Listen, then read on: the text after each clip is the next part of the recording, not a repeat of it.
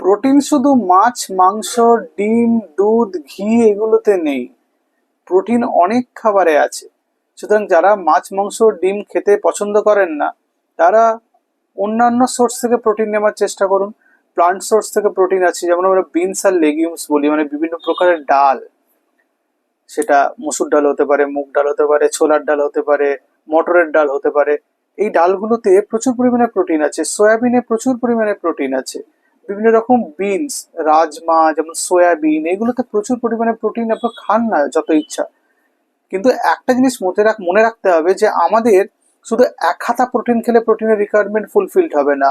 একজনের বডিতে সারাদিনে, তার যদি সুস্থ সবল বডি হয়, মানে দেহ হয়, তার 0.8 গ্রাম পার ডে প্রোটিন লাগবে। এবং আপনি 100 গ্রাম ডাল খেলে মানে 100 গ্রামই প্রোটিন চলে গেল না, ডালের মধ্যে প্রোটিন ছাড়া অন্যান্য অনেক জিনিসই থাকে।